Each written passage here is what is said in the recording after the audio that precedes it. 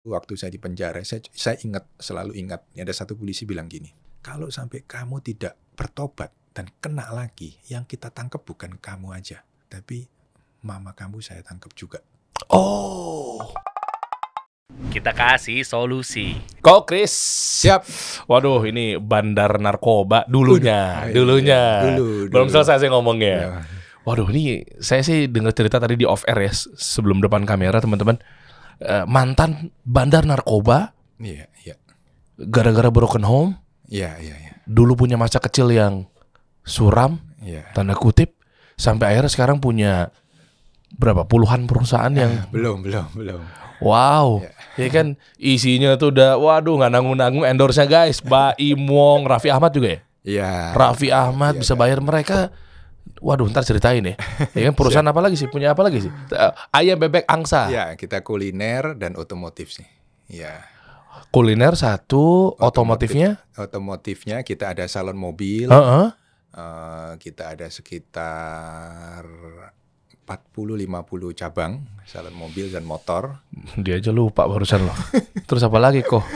Terus kita juga sebagai distributor untuk kaca film, mobil dan bangunan. Ya, oke. Kita ada beberapa brand. Oke. Lalu kita juga distributor untuk karpet mobil. Nah, kita supply ke toko-toko variasi mobil. Oke. Lalu kuliner tadi, lalu kita ada spa and massage online untuk family juga. Oh, ya.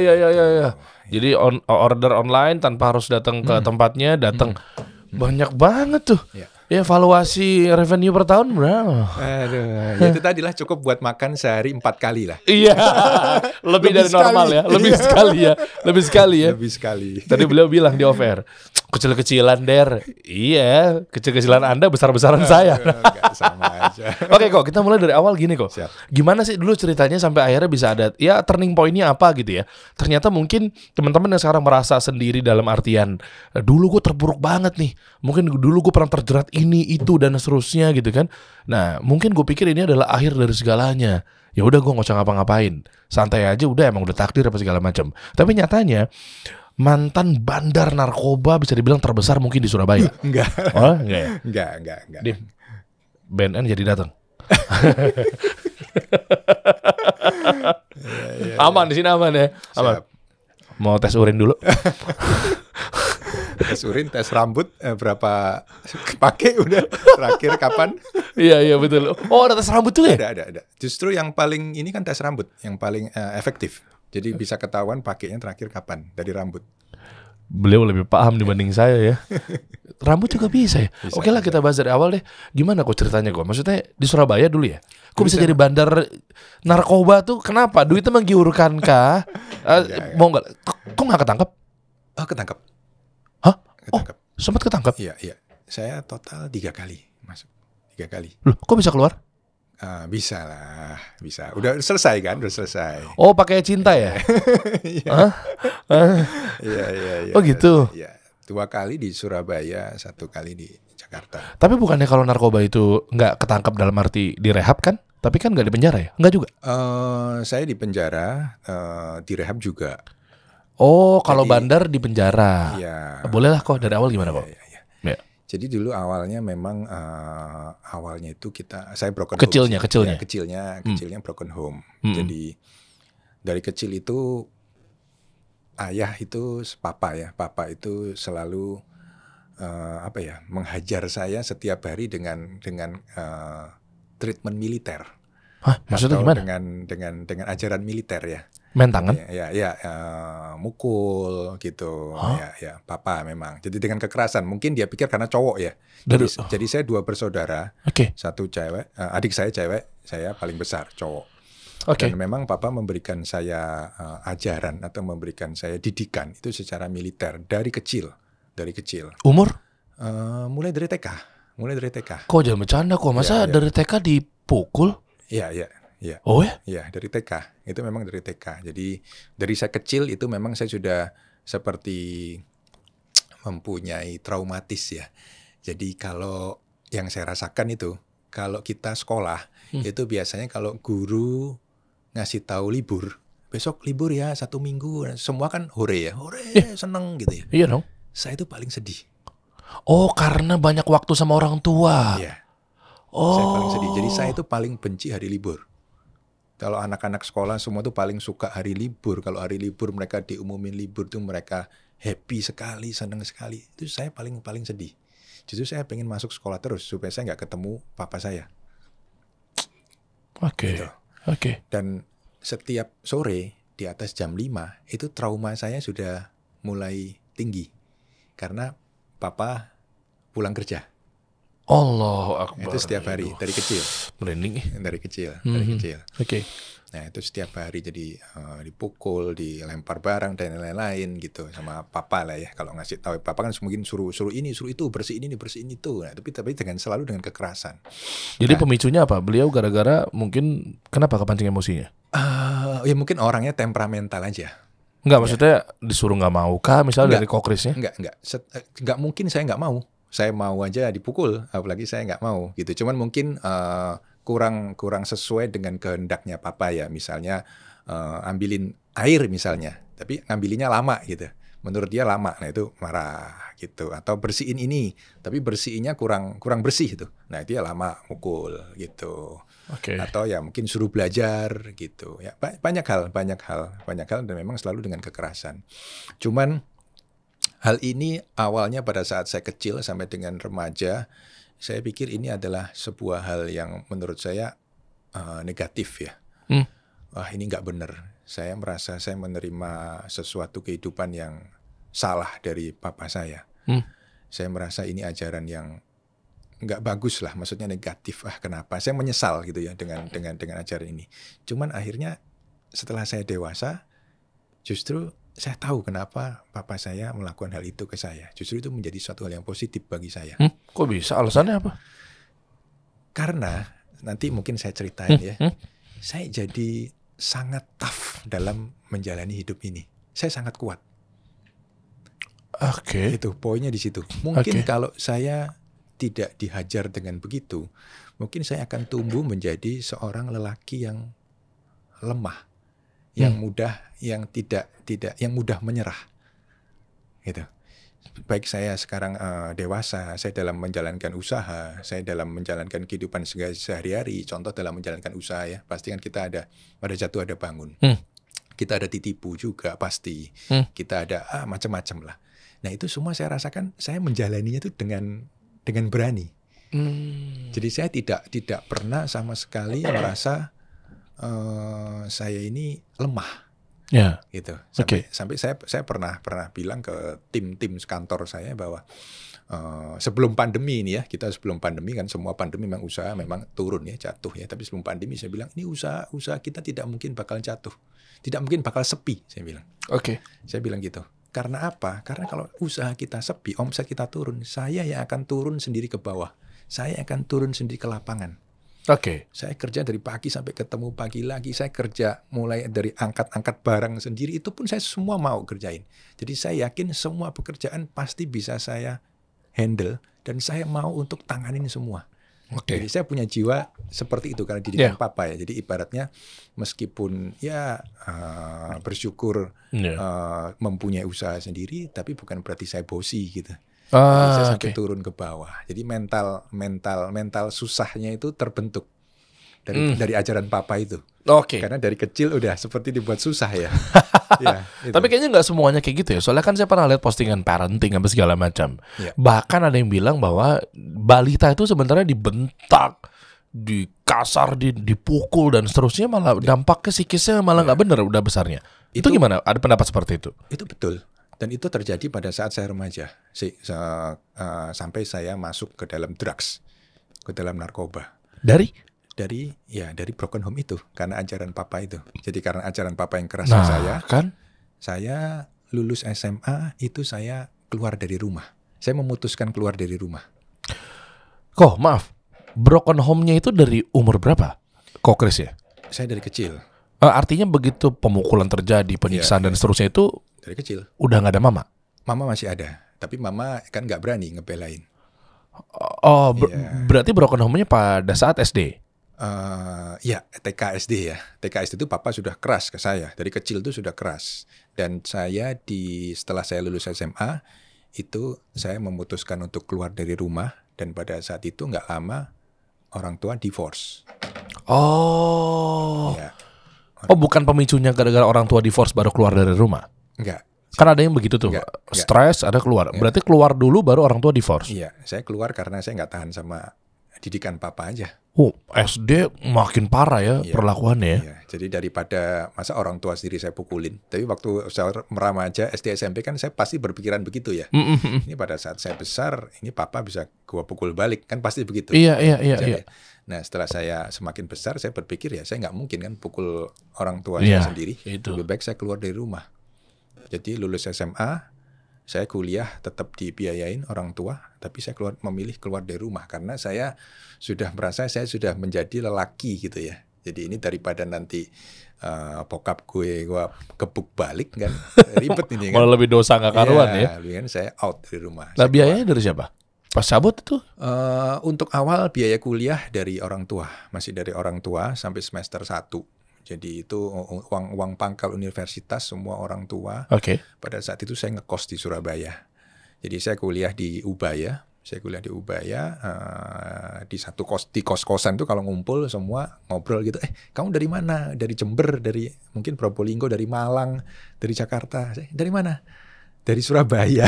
Semua ketawa. Loh, yang udah iya. Jadi dari Surabaya, orang Surabaya, lahir di Surabaya, punya rumah di Surabaya, kuliah di Surabaya, ngekos di Surabaya. Jadi ngapain ngekos gitu kan? Ngapain lu ngekos ya? Jadi cerita kan, jadi malu, jadi cerita ya gini ya orang tua nggak tahan gini ya udah.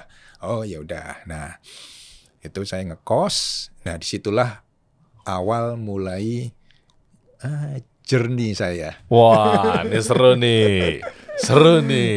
Ya. Coba pengen denger journey-nya gimana kok? Iya, jadi saya udah mulai ngekos, saya kuliah, otomatis di kampus kan pasti ya pergaulan kuliah itu kan, waduh teman-teman saya dicukupi tapi bukan berarti saya sebagai anak kuliah yang kaya raya gitu, enggak. Saya masih naik sepeda motor juga, cuman karena lingkungan kuliah yang juga pasti high, waduh, dan mulai kan saya gimana caranya saya berpikir untuk saya mendapat uang tambahan supaya saya bisa setara lah dengan teman-teman yang lain ya. Oke. Nah, disitulah saya mulai awal saya jualan barang legal, jualan pada umumnya. Jadi pada saat itu saya jualan barang casing handphone.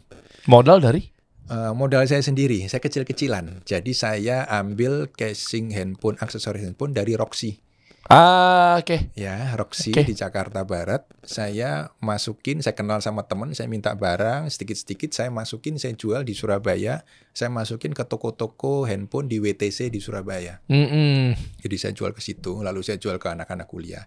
Casing-casing handphone dulu Nokia kan casingnya dilepas-lepas, ganti-ganti. Ujungnya ada lampunya. Iya betul, yang bening ya biasanya tuh ya. Ya, itu saya masukin. Saya masukin, saya beli dari Jakarta, kirim sama temen, lalu saya jual.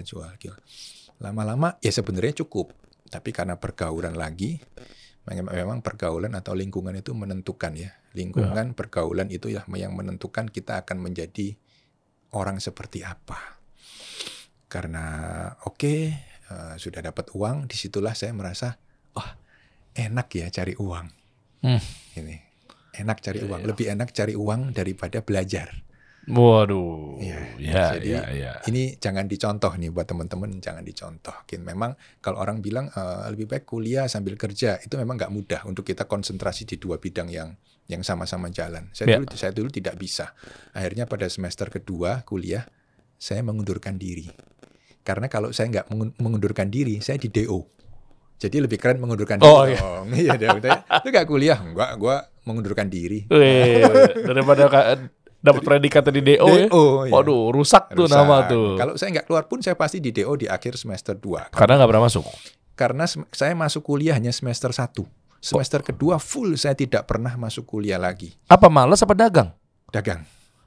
Saya udah mulai bisa menghasilkan uang dan mulai banyak hal yang saya lakukan untuk saya berdagang. Salah satunya ya karena lingkungan kuliah saya punya uang dari jual aksesoris handphone itu, mulailah masuk ke dunia malam. party, ke Wih. diskotik pada saat itu. Aduh. Nah, uang cepat habis lagi karena kita ke diskotik, kita pasti bersinggungan dengan yang namanya drugs. Kok pasti? Pasti. Masa ya? Iya, pasti. Nggak ada orang ke diskotik kalau nggak drugs itu nggak mungkin. Diskotik ya, kita bicara diskotik. Ya, diskotik. Oh iya juga. Ya. Masuk cuma mungkin jangan-jangan pengen survei lokasi. Iya. Nggak mungkin ya. Numpang toilet mungkin ya. Observasi gitu enggak ya?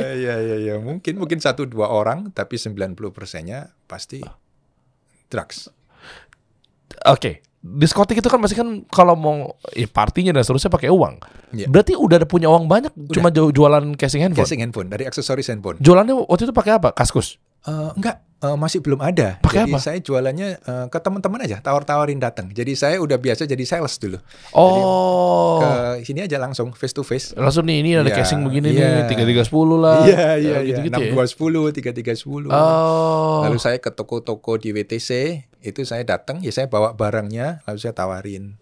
Kok mau casing handphonenya nggak? Gini langsung door to door. Karena dulu belum ada marketplace, belum ada media sosial, belum ada apa-apa. Jadi saya door to door.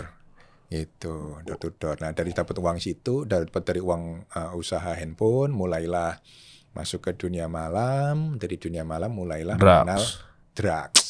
Nah memang tipikal saya itu, saya selalu masuk ke setiap saya masuk ke satu industri itu saya selalu berpikir untuk saya menjadi nomor 1 di industri itu.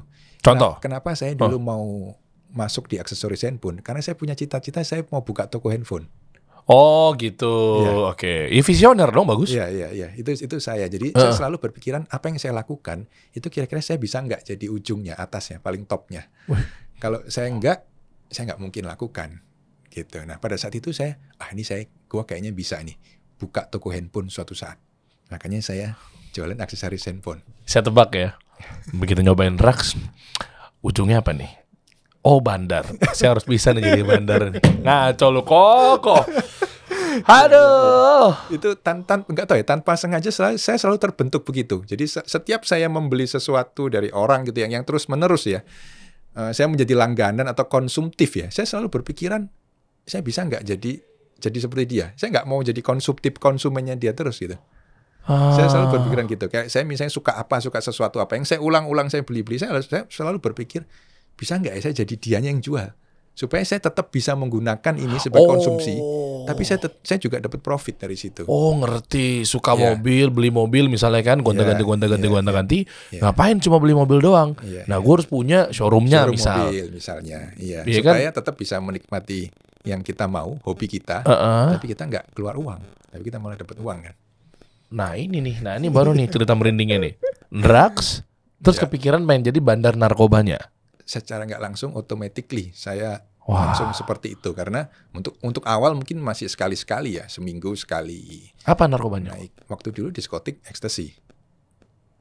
Kenceng banget nih kok. Iya. Kenceng banget, hacep banget kayaknya nih.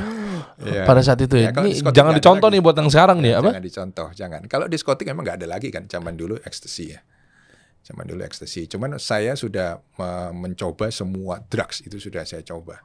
Apaan aja nih sebagai pelajaran teman-teman ya. Ini jangan dicontoh. Lagi-lagi jangan dicontoh. Apa aja emang? Ekstasi, sabu, lalu heroin, lalu putau. Hah? Itu. Lalu sampai yang paling tradisional kecubung pun saya coba. Kecubung apa sih? Kecubung itu ya, buah kecubung. Diapain kok mabok? Itu dimakan mabok gitu. Emang iya? Iya. Kecubung dimakan mabok? Iya. Kecubung itu dimakan mabok. Sampai yang paling tradisional pun saya coba. Semua jenis narkoba saya coba. Pokoknya apapun yang bisa bikin fly saya pasti udah coba itu. Kok itu nggak mikir panjang ya? Maksudnya hancur kah hidupnya? Nggak mungkin mikir panjang karena saya broken home tadi. Saya sama sekali tidak memikirkan masa depan saya sendiri. Yang penting saya bisa dapat uang saat ini atau untuk besok, lalu saya habiskan uang itu untuk kesenangan saya. Oke. Ya, jadi saya sama sekali tidak memikirkan masa depan. Justru saya seperti mempunyai jiwa pemberontak pada saat itu. Oke. Jiwa pemberontak artinya saya pengen happy ya, saya pengen senang gitu. Karena selama hidup dari kecil saya nggak pernah senang gitu. Saya merasa saya nggak pernah happy gitu. Nah, ini nih. Saya nggak happy. Ini pelajaran yang diambil adalah ya tanpa mengurangi rasa hormat dan mungkin ini nggak mengerucut ya Iya. ke papanya Kokris Iya, apa segala iya. macam ya. Tapi memang kebetulan ternyata apa yang kita tanam, ya buahnya nanti akan nggak jauh-jauh tuh biasanya. Iya nggak sih? Betul. Makanya mungkin perlakuannya kan wah keras, ya kan, ini disikat lah main fisik apa segala macam. Mungkin di situ kan peran anak-anak ini kan jadinya bertumbuh tapi tanpa sosok ayah yang didambakan misalnya. Jadi nggak ada perhatian lebih kan, akhirnya larinya kan ke situ ya. Iya. Ya begitulah kurang lebih ya, ini secara gambaran global ya, nggak maksud untuk mengarah ke papanya Kokris, tapi artinya ya begitu jadinya tuh. Betul. Itu realita bahwa bagi saya nggak ada tuh yang namanya home sweet home, itu nggak ada. Mungkin kalau orang lain kan home sweet home ya. Iya, iya, iya. Pulang rumah itu seneng gitu. Rindu rumah itu nggak ada. Saya lebih baik nggak pulang rumah. Setiap lihat rumah ya saya merasa tertekan. Gitu. Oke. Jadi begitu di luar, saya sendiri di luar itu memang Everybody wah, happy. Iya itu Beng, iya, langsung saya lepas. melepaskan semua yang selama bertahun-tahun dari kecil hingga sampai SMA itu saya lepaskan semua. Jadi apapun yang saya mau lakukan di luar saya lakukan. Saya lakukan dengan tanpa limit. Iya, karena nggak Iya. menemukan kenyamanan di rumah. Iya. Nah itu bahayanya di situ tuh. Itu. Iya kan, akhirnya ketemu teman-teman yang bisa bikin kita happy, ya udah berarti ini tempat Iya. gua bersandar nih. Iya. Muara gua ini yang gue cari nih. Karena nyaman, Aduh. dihargai, ya benar-benar nggak tertekan kan. Wah ternyata di sini nih tempat saya dan itu ternyata tempat yang salah kan. Duitnya dari mana waktu itu beli narkoba? Masa jualan casing bisa beli narkoba, heroin, ecstasy? Oke, jadi awal dari jualan casing handphone.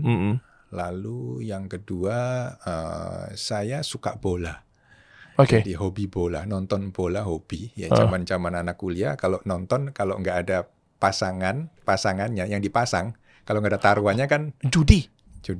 Kalau nggak ada taruhannya kan nggak seru nontonnya. Iya. Ya mungkin nonton final doang kan yang seru. Cuman kalau setiap hari nonton bola tiap Sabtu Minggu Liga Italia, Liga Inggris, Iya. itu kalau kita nggak ada taruhannya kan Aduh. nggak seru. Ya oke. Ya, jadi Oh dari duit itu diputar. saya kalau duit taruhannya nggak ada. Karena orang taruhan bola itu namanya orang judi. Itu nggak ada yang bisa bikin kaya, nggak ada yang bisa bikin kita dapat uang. Karena yang menang pasti bandar. Yang menang bukan kaya. Iya. Dia kalah-kalin tuh. Saya pernah ngundang bandar judi juga tuh, ternyata di set semua tuh ya. Iya, pemenang itu pasti ada di bandar. Player tuh nggak akan pernah bisa menang. Ya mungkin menang 1-2 kali, ketiga kali habis lagi, dihabisin. Itu pasti. Enak deh tuh. Ya, Mamam tuh. Akhirnya duit dari mana? jadi bandar bola saya. Oh lupa. dari masih aja lo kecelek. Ya, inget Kokris tadi bilang gue kalau di sini gue pengen tahu ujungnya, gue pengen jadi yang di atasnya. Pasti, betul, Main pasti. judi. Iya, kalah Jadi terus kan. Ya, kan main judi kalah terus, akhirnya wah nggak bisa ini. Astagfirullah. Saya jadi Baru kaya tuh. bandar bola. Ada duit lagi, baru untuk narkoba lagi. Plus karena saya terus konsumsi narkoba, akhirnya saya memutuskan menjadi juga bandar narkoba. Dan casing handphone pada saat saya jalan bandar judi bola dan bandar narkoba, itu bisnis casing handphone sudah saya tinggalin. Karena? Uangnya lebih kencang di sini. Pakai ditanya karena ya udah kelihatan lah. Ya, uangnya lebih banyak di situ. Gitu. Jadi bisnis yang legalnya saya tinggalin gitu. Aduh. Nggak mungkin saya fokus 3-3 kan. Nah, karena ini juga sebenarnya bisnis yang hobi, passion ya. Passion banget tuh kayaknya Passion tuh. banget kan. Orang Astagfirullah. kalau kerja dengan passion kan nggak berasa kerjanya. Kalau gue dulu kenal Kokris nih udah gue ceramain kali ini ya. Pasti. Dulu enggak. Oke. Akhirnya Ya, gimana? itu. Jadi bandar tuh kan nggak mudah ya. Maksudnya kan prosesnya, linknya, networkingnya.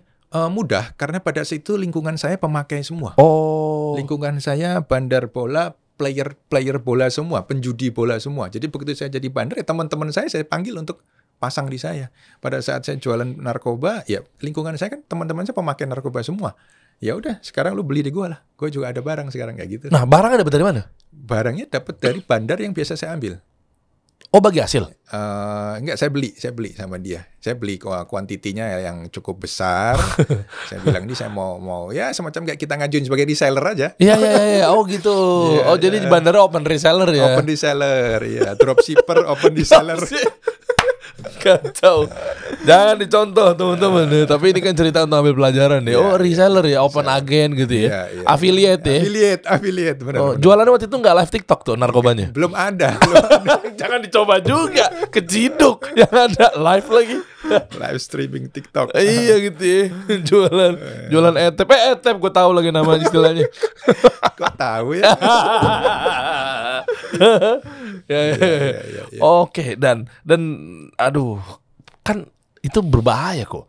Masa nggak kepikiran selintas bahwa bandar nih. Oh pasti. Umurnya kan pendek. Pasti tidak terpikir sama sekali, sedikit pun. Tidak ada terpikir sama sekali di otak saya bahwa akan takut nanti tertangkap, masa depan saya hancur. Nggak ada. Karena pada saat itu saya sebenarnya terlihat seperti manusia biasa, tapi kan hancur saya sebenarnya.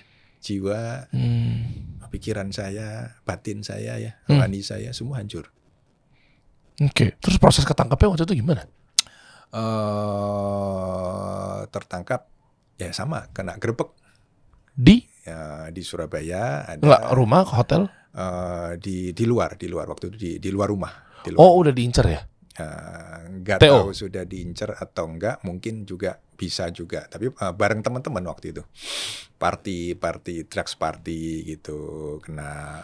Lalu di Jakarta juga itu kena. Keciduk terus akhirnya gimana prosesnya? Boleh tahu nggak biar dapat pelajaran ya? Diangkut terus masuk kantor polisi? Masuk kantor polisi. Ya, saya tahu mata Anda ada yang ditutup-tutupi sepertinya. Iya. Ya itu saya untungnya nggak lama ya. Jadi ya gimana ya? Nggak lama tapi ya nggak lama tapi sangat lama bagi saya, karena 1 hari di penjara itu sama dengan 1 tahun ya.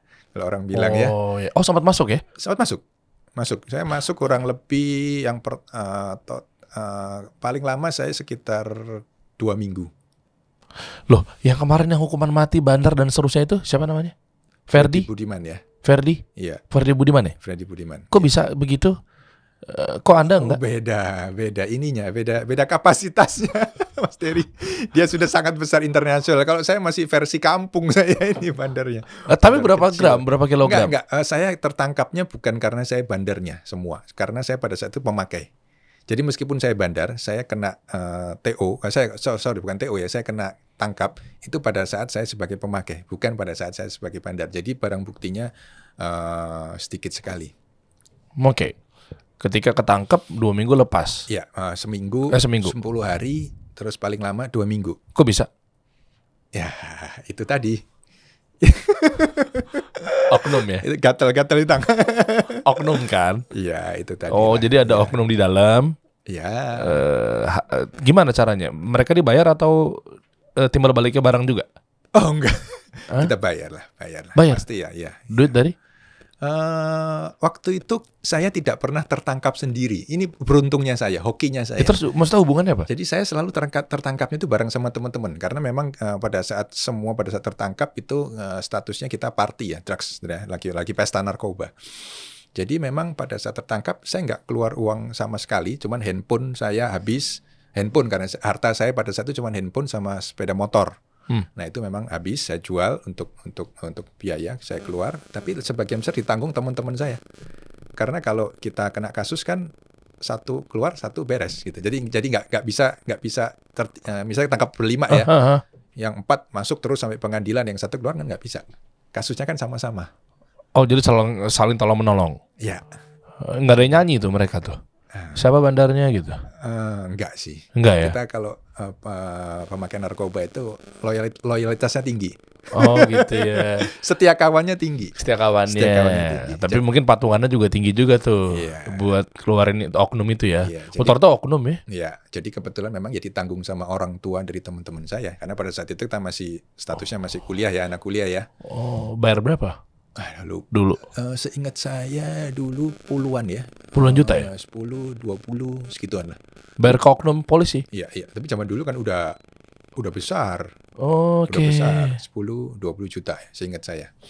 Yang saya ingat itu handphone saya Nokia yang kecil itu, handphone Nokia apa itu saya kasih, karena saya punyanya cuma itu kan. Saya punya itu ya udah, sama motor jual kasih. Ya terus sisanya kurang, orang tua dari teman-teman saya yang tanggung bersama. Saya kan nggak punya orang tua. Oknum yang kata saya, oknum polisi, nggak semua. Tapi kok belakangan ini banyak muncul oknum ya. Oknum dikumpulin jadi mabes tuh. Oknum ya. Akhirnya udah tobat tuh. Tobatnya gimana tobatnya kok? Kok bisa berhenti? Belum ke bisnis tuh ya? Berarti bisnis ini belum ada ya? Belum, ini jauh, masih jauh. Bentar, lompat bentar dikit. Ntar balik lagi. Bisnis pertamanya dari sekian banyak ini yang mana? Bisnis pertamanya kaca film. Oh, Kaca nanti film langsung ceritain tuh. Masterpiece. Itu tuh. Iya, nanti Itu saya urutin. kesana gitu ya? Iya.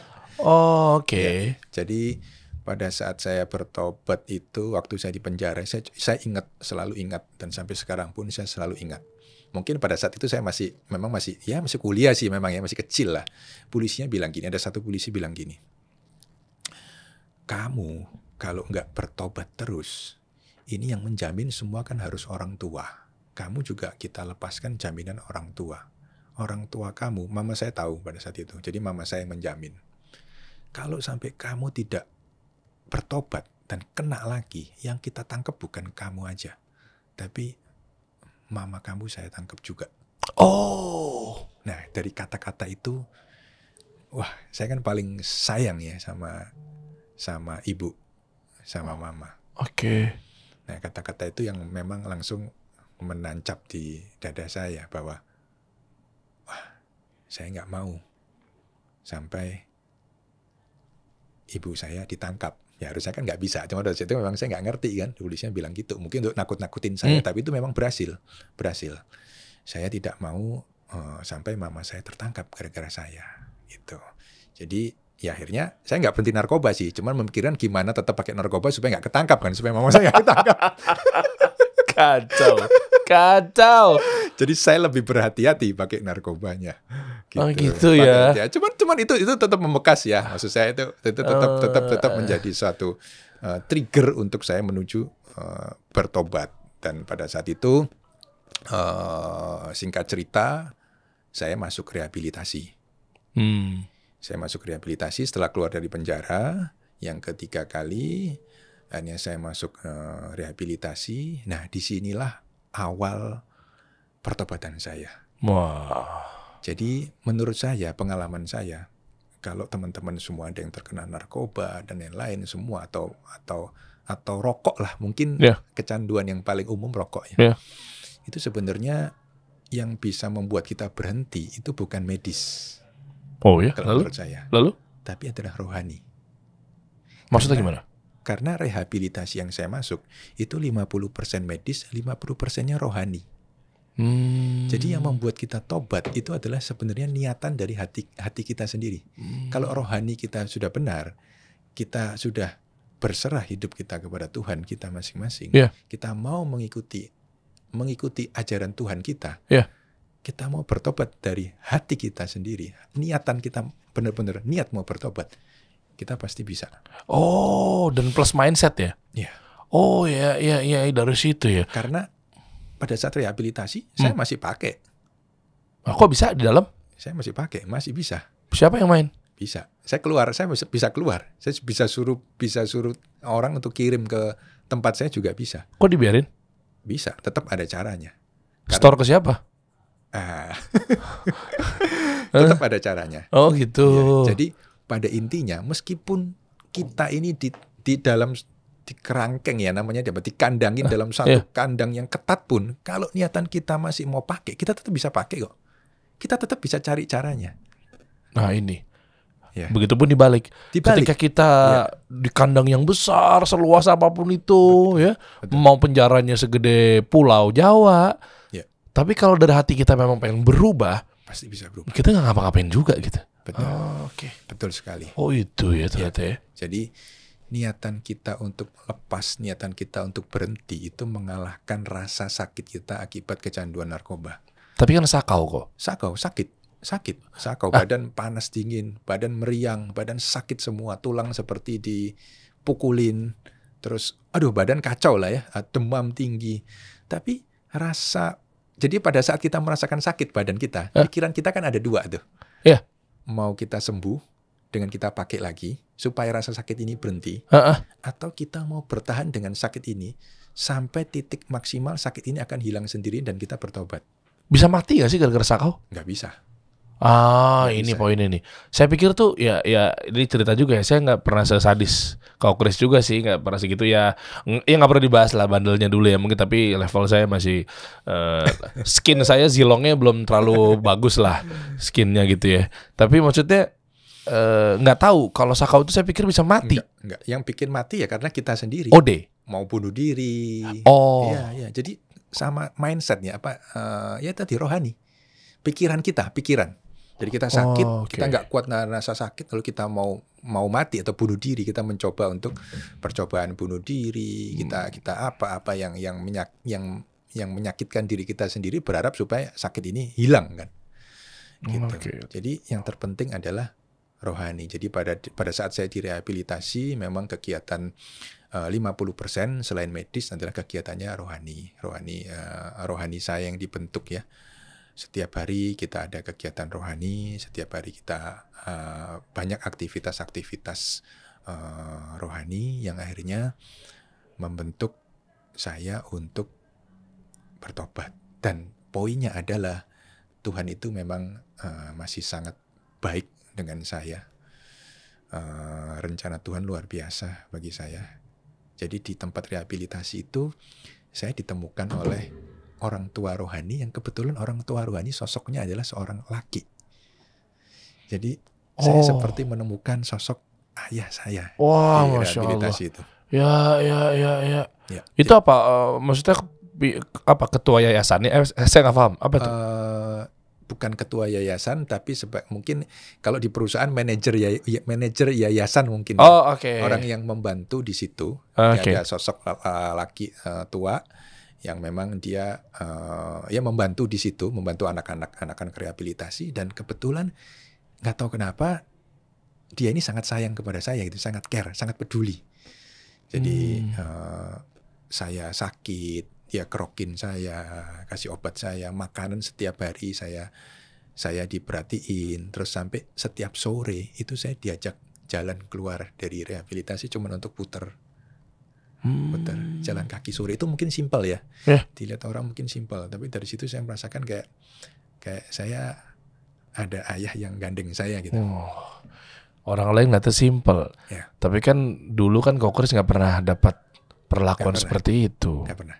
Setiap sore saya diajak jalan. Jam 5 selesai mandi sore saya diajak jalan, puterin yayasan itu. Udah habis jalan saya diajak nonton TV bareng sambil makan. Lo perlakuan kayak yang lainnya? Enggak. Lah kok bisa? Enggak tahu saya.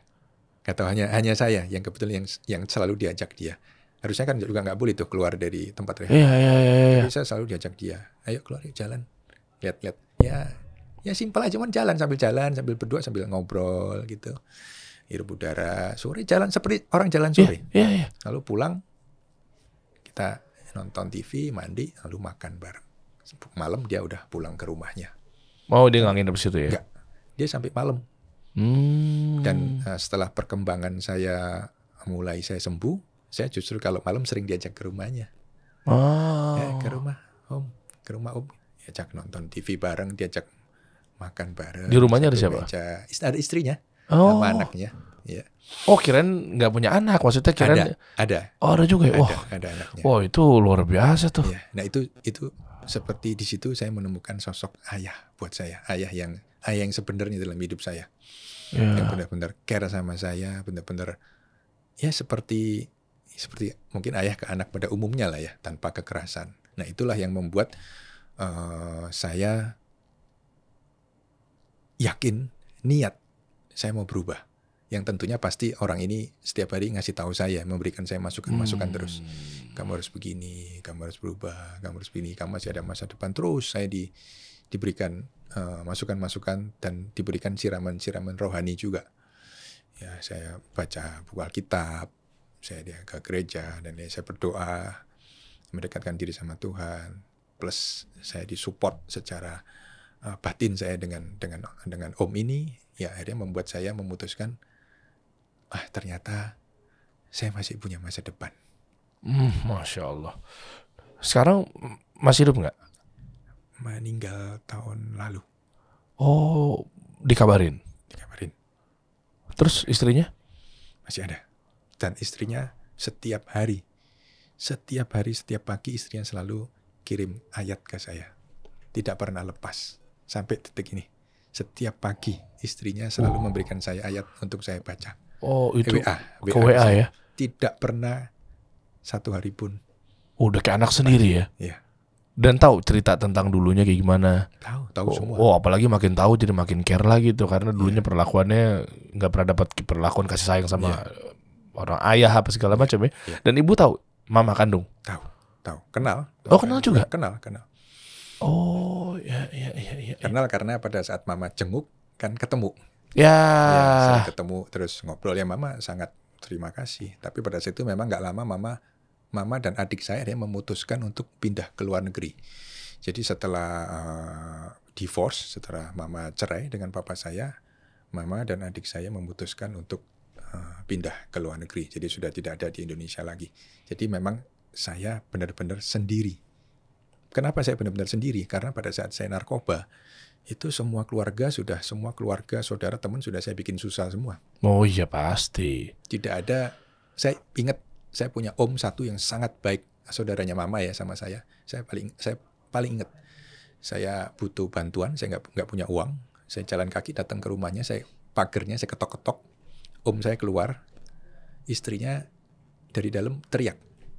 Ngapain itu si Chris datang? Bikin susah aja. Oh.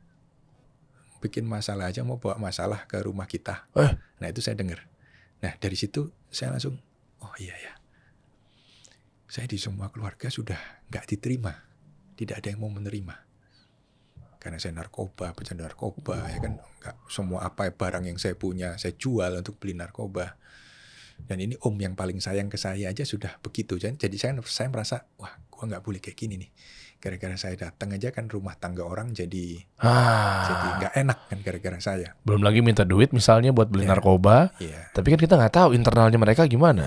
Mungkin om ngumpet-ngumpet misalnya biar nggak ketahuan istrinya. Itu kan jadi mudarat banget tuh, berantem tuh pasti tuh kalau tahu tuh. Iya, jadi memang sudah tidak nggak ada yang mau dengan saya lah ibaratnya. Nggak ada teman, semua saudara, semua nggak ada yang mau. Orang tua pun juga udah nggak ada kan. Adik sama mama saya sudah pindah ke luar negeri, dan pada saat pindah pada saat masih di Surabaya saya udah bilang ke mama, udah, karena mama divorce sama papa juga, mama pengen supaya memori yang ada ini supaya tidak menghantui terus ya pasti ya. Saya bilang udah nggak apa-apa, mama berangkat aja ke luar dengan adik-adik saya cewek ya. Saya biarkan tinggal di Indonesia sendiri, saya nggak ada masalah. Karena bagi saya bilang waktu itu ke mama, kalau sampai saya minta di jalan pun, saya jadi pengemis di jalan pun, nggak apa-apa, karena saya laki, saya cowok. Tapi jangan sampai adik saya yang cewek. Jadi mama silahkan jaga adik aja. Ya. Iya. Adik saya memutuskan kuliah di luar negeri. Saya bilang nggak apa-apa, mama tinggal aja. Jagain adik, karena adik ini cewek. Kalau saya nggak perlu dijaga. Karena apa? Saya minta uang di pinggir jalan pun nggak ada masalah. Saya laki kok. Saya laki. Dan saya pernah tidur di depan rukonya orang. Saya pernah. Karena saya nggak bisa bayar kos. Saya pernah juga datang ke rumah teman saya, cuman minta baju 1 lembar lalu saya pergi karena saya nggak punya baju. Dan teman saya yang saya mintain kaos itu sekarang manajer di perusahaan saya. Masya Allah. Waduh. Saya datang jalan kaki ke rumahnya karena saya cuma punya baju yang nempel saja. Saya bilang ke dia, saya minta baju. Kasih sama dia, saya dapat baju, saya jalan lagi pergi. Dan itu sekarang yang GM di perusahaan saya. Nggak lupa tuh ya, tetap diajak tuh ya. Modal pertama gimana ketika bangun usaha ini? Kan cerita tadi kan nggak ada yang kenal, nggak ada yang mau ngasih modal. Uang dari mana? Nggak ada yang kenal, nggak ada yang ngasih modal. Narkoba juga udah tinggal kan? Narkoba sudah ditinggal, ijazah pun saya nggak ada. Karena nggak tahu ya, itu mama sama papa pisah atau gimana. Saya juga udah mungkin nggak dianggap anak mungkin ya. Jadi ijazah saya pun hilang. Dan yang menolong saya pertama kali adalah anaknya om itu. Anaknya om itu. Yang di Yayasan Rehab itu ya, manajer yayasan lah ya. Betul. Yang ngajak jalan-jalan itu ya. Betul, dia bekerja di satu perusahaan dan kebetulan dia posisinya GM pada saat itu. Oke. Jadi dia bilang ke anaknya, udah bantulah Chris kasih kerjaan. Oke. Pada saat itu. Oke. Ya udah, saya dipanggil, singkat cerita saya kerja ikut dia. Dan perusahaannya pada saat itu adalah salah satu anak perusahaan dari Gudang Garam. Oke. Saya kerja, saya sebagai sales advertising, saya kerja. Dan pada saat ya karena saya udah biasa jual ya, jual barang, jual motor saya sendiri, jual narkoba, iya benar. jual judi online. Jadi Udah sales masuk langsung manajer nih kayaknya nih. Hah? jadi begitu saya ditaruh di divisi sales ya otomatis saya bisa jual barang-barang advertising, saya jual untuk bikin spanduk, kartu nama, brosur saya bisa jual. Nah, singkat cerita bertemulah saya dengan mantan owner saya di perusahaan kaca film. Oke. Jadi ada perusahaan kaca film, saya bikinin brosurnya, saya bikinin kartu namanya. Kaca filmnya kaca film mobil. Nah, karena saya sering datang kirim brosur, hasil cetakan spanduk. Iya. Saya lihat kok enak ya, perusahaan otomotif tuh kok lebih passion dibanding saya di perusahaan advertising.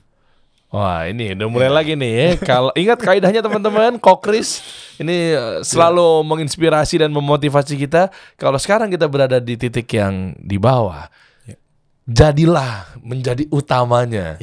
Ngelihat showroom, bawa brosur gitu ya. Cetak ini itu. Itu udah mulai kelihatan bibitnya tuh. Udah. Waduh. Udah. Jadi kayaknya saya lebih cocok ini di perusahaan otomotif ini ya. Saya bisa untuk, saya merasa kayak saya lebih bisa punya masa depan gitu, lebih passion. Ini saya bilang sama bosnya pada saat saya kirim spanduk, bos ini hasil spanduk, kartu nama, cetakan. Saya mau kerja dong, ikut di Bapak, boleh nggak? Ditolak saya. Alasannya? Kamu nggak punya pengalaman otomotif. Perusahaan saya ini semua karyawannya pengalaman semua di bidang otomotif. Pengalaman kamu kan gak ada di otomotif. Saya nggak mau punya karyawan yang tidak ada pengalaman. Ya. Oke, ya udah nggak apa-apa. Saya terus layanin dia kan, order yang terus saya layanin. Selang berapa waktu saya ngajuin diri lagi. Ketemu lagi saya ngajuin. Setiap ada kesempatan saya deketin, saya ngajuin lagi. Kok boleh nggak aku kerja ikut kamu? Nggak boleh lagi. Aduh. Nggak bisa. Saya kan udah bilang saya nggak mau yang nggak punya pengalaman. Saya mau yang udah punya pengalaman. Kamu nggak ada pengalaman. Gitu. Kamu memang sales tapi kamu nggak ada pengalaman otomotif. Saya nggak mau ngajarin orang yang dari nol itu saya nggak mau. Oh, capek waktu dan seterusnya kan. Betul, ya. Selang berapa waktu saya coba lagi ketiga kali. Nah, ini mungkin dianya yang capek sama saya. Ya.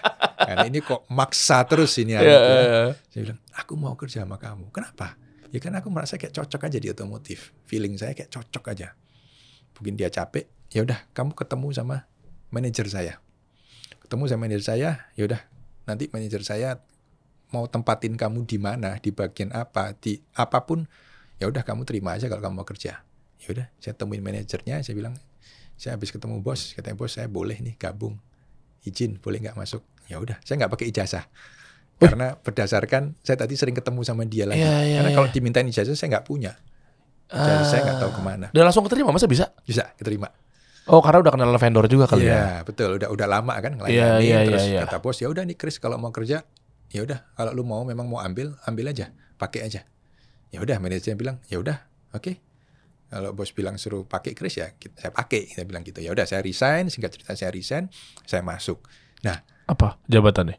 Sales junior. Oh, oke. Ya, pada saat saya masuk sebagai sales junior, ternyata di lingkungan sales semua itu semua mereka adalah temennya manajer ini, teman-teman kecilnya. Jadi manajer ini kan punya anak buah ya, anak buahnya itu termasuk saya, itu semuanya adalah temannya dia, teman kecilnya dia. Yang bukan teman kecilnya dia hanya saya. Waduh, itu peluangnya kecil banget kalau mau promosi jabatan dan lain sebagainya. Nah, otomatis pada saat itu saya satu-satunya orang yang dikondisikan paling ditekan. Pasti. Iya. Nah, disinilah saya mulai merasakan manfaat dari didikan ayah saya.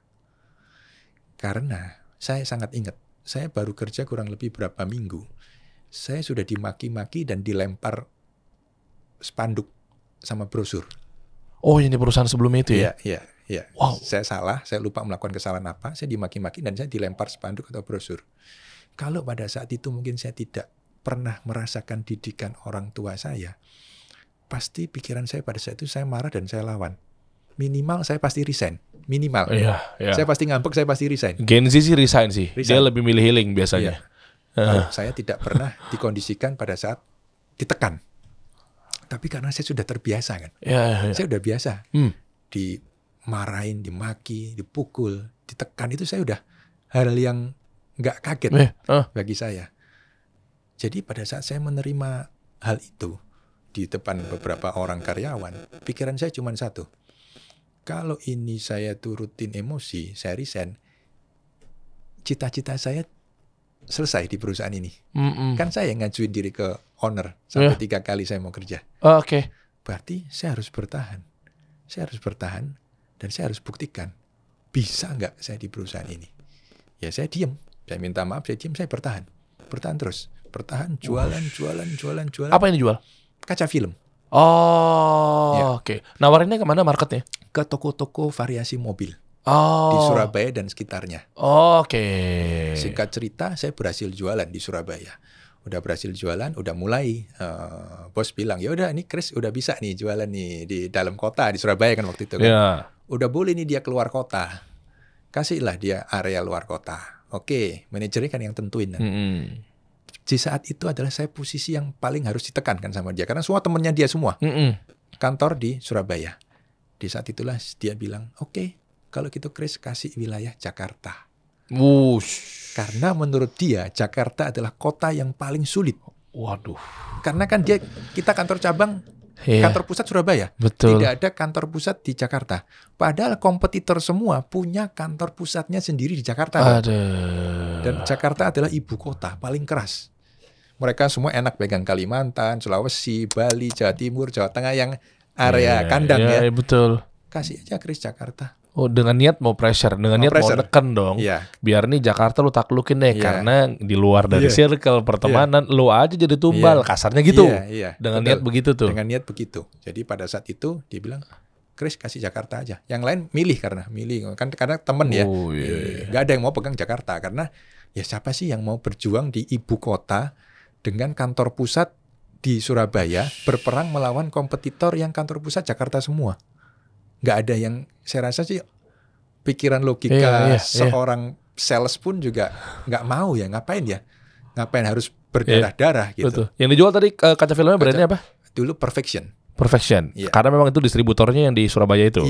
Import, lalu distribusi ke seluruh Indonesia. Biar kita tahu nih alurnya nih, gimana coba nih perjuangan ini. Lalu ya udah, saya bilang, saya nggak bisa nolak. Kalau saya nolak ya saya mungkin dipecat kali, suruh resign ya kan. Saya harus bilang cuman iya aja. Ya udah saya bilang oke, nggak apa-apa. Berarti dikasih wilayah Jakarta ya kamu ya, mau ya? Ya mau lah, nggak mungkin nggak mau gitu. Ya udah, singkat cerita saya mulailah berangkat ke Jakarta. Pada saat itu saya tidak dibekalin apapun oleh perusahaan kecuali ya saya bisa reimburse uang transportasi. Saya pada saat itu kemana-mana di Jakarta naik ojek. Karena saya tidak pernah tahu kota Jakarta. Saya belum pernah sama sekali ke kota Jakarta. Jadi saya cuman ingat-ingat di teman-teman saya di sekolah waktu SMA. Siapa nih teman saya yang tinggal Jakarta? Saya ingat ada satu teman saya telepon dia. Oh, kontaknya masih ada? Ada. Saya telepon dia, saya bilang, lu tinggal di Jakarta kan? Iya. Gue mau ke Jakarta. Aku cuman punya kamu teman aku. Wilayah mana? Meruya, Kavling DKI, Jakarta Barat. Jakarta Barat. Iya, sampai ini sekarang belakang sini. Belakang, deket. Iya. Betul. Meruya, iya kan? Iya. Saya telepon dia, saya cuma bilang, tolong aku. Aku dapat tugas dari kantor pegang area Jakarta. Aku nggak tahu Jakarta, tidak pernah ke Jakarta. Cuman kamu satu-satunya temen orang yang bisa, yang aku punya di Jakarta. Dia bilang, ya udah nggak apa-apa. Kamu butuh apa? Nggak butuh apa-apa. Aku butuh kamu aja. Ya udah, dia bilang, tidur rumahku aja. Dia masih tinggal sama orang tua. Ya udah, orang tuanya juga baik sama saya. Udah kenal zaman SMA ya. Ya udah, saya berangkat ke Jakarta. Saya nginap di rumahnya dia, di kamarnya dia. Saya begitu datang, 2 minggu saya sakit. Saya ke dokter manapun di Jakarta, ke klinik, tidak tahu saya sakitnya apa. Badan saya panas dingin. Lah, kok bisa? Ternyata tuh homesick, stres. Oh, homesick tuh begitu efeknya. Stres. Badan saya panas dingin, meriang terus. Saya 2 minggu nggak keluar dari kamarnya dia. Karena saya kaget gitu dengan kota Jakarta. Iya. Kota yang besar, ngeliat tolnya aja arahnya banyak, ini saya bingung kan waktu itu kan. Ya kan? Iya. Kan pada saat saya naik bajai pada saat itu, terus waduh dengan kota yang crowded gini, dan saya nggak kenal orang sama sekali. Jadi saya merasa ketakutan, under pressure, macam-macam lah. Iya. 2 minggu saya ingat. Saya ke klinik manapun dianterin dia, sakit apa? Dikasih obat nggak sembuh-sembuh aja. Panas dingin, terus lemes saya. Tidur terus di kamarnya dia. Dan itu loh setelah saya berangsur-angsur sama dia, diajak keluar, diajak makan, diajak keluar, berangsur-angsur saya sembuh, saya tahu itu adalah homesick. Jadi stres ya. Dan stres. Dan target tetap berjalan dong. Tetap berjalan. Jual kaca film. Iya, tetap berjalan. Saya nggak bisa jualan apa-apa karena memang saya pada saat itu sakit saya. Oke. Dan ini kurang lebih setelah 2 minggu saya baru mulai berani untuk bisa keluar, badan saya baru agak enakan. Ya udah saya mulai jualan door to door ke toko-toko seluruh Jakarta, naik ojek. Canvassing ya? Canvassing. Saya pelangganan ojek.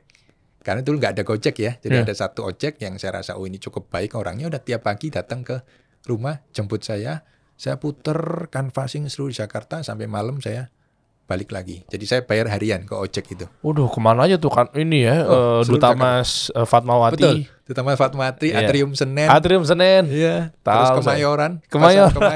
Iya. Sekarang Duta Mas sudah pindah tuh ke Cipete. Pasar Cipete yang ke bawah. Yang bawah kolong. Semua sampai Depok, Margonda, seluruh Jakarta, Jabodetabek. Saya kelilingin semua. Itu gimana cara untuk sendiri buka obrolan pertama gimana? Kan susah tuh, canggung. Apa yang dibawa?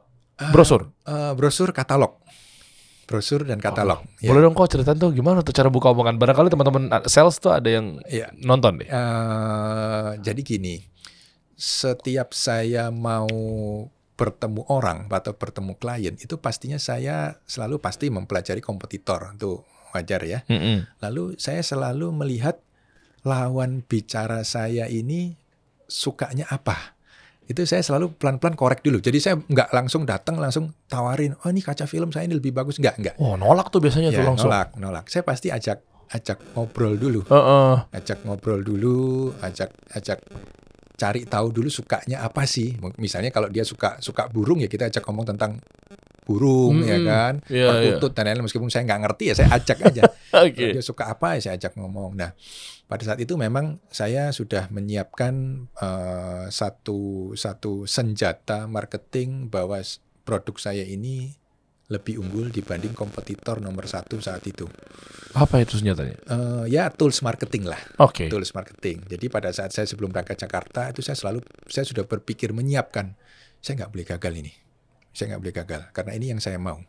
Jadi apa kira-kira yang salah satu hal poin yang bisa membuat begitu saya demokan itu customer minimal 50% langsung oh iya produk kamu bagus ya. Berat juga ya. Nah itu saya cari. Bukan harga.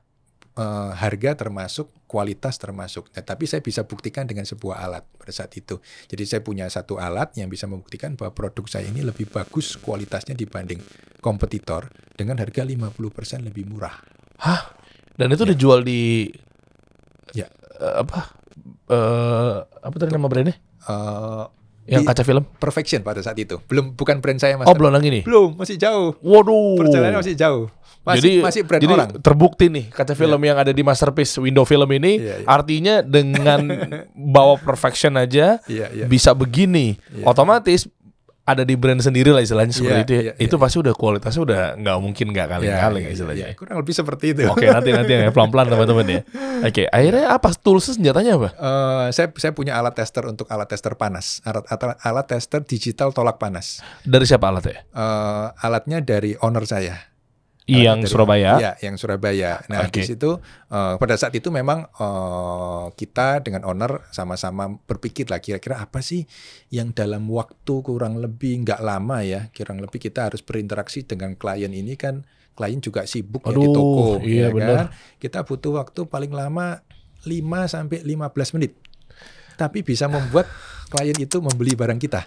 1 menit menentukan tuh kalau sales tuh. Betul. Bahaya tuh obrolan berikutnya tuh dan 1 menit pertama tuh. Karena kalau kita cuma ngobrol, ngerayu, minta tolong, lama-lama owner juga pasti, ownernya toko juga pasti pusing juga. Kerjaan gua banyak nih lu, pusing amat ya kan. Banyak ngomong, banyak bacot lu udah gini-gini ya. Kecap nomor 1 pusing. Jadi kita harus punya alat. Iya betul. Kita harus punya alat yang begitu kenalan, ngobrol sebentar, kita buktikan alat. Oke, paling enggak lu minat enggak? Kalau minat pasti omongannya udah beda kan, cair kan suasananya. Betul.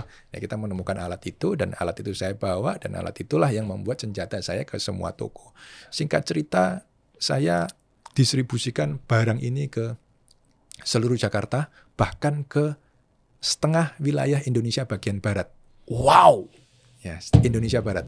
Jadi saya masuk ke Bandung, Ciawi, Ciamis, sampai Lampung, terus sampai Aceh, naik terus. Jadi dari Jakarta, DKI Jakarta ke sana ke atas. Iya.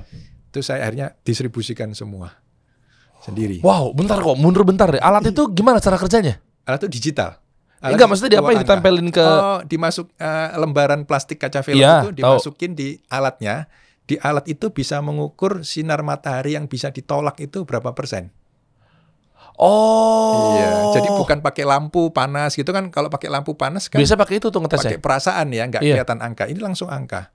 Jadi bisa keluar, bisa dites. Dan di situ saya buktikan sama kompetitor saya, ini loh angkanya sekian. Komputer saya nggak jelek, bagus. Berapa persen tapi itu kaca filmnya? Yang 80%? Oh, yang 40, 20, 40, 60, 80. 20 bisa, kan 20 bening banget. Bisa, tapi bisa tolak panasnya tinggi. Ya. Itu cuma dimiliki Perfection? Pada saat itu. Pada saat itu. Pada saat itu, iya. Pada saat itu. Iya, pada saat itu.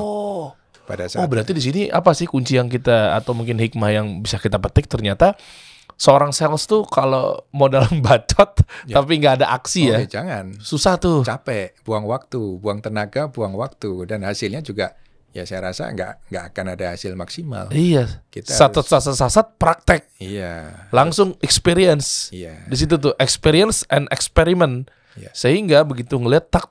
Oh, minimal, meskipun harganya lebih tinggi dikit. Enggak, saya 50% lebih murah.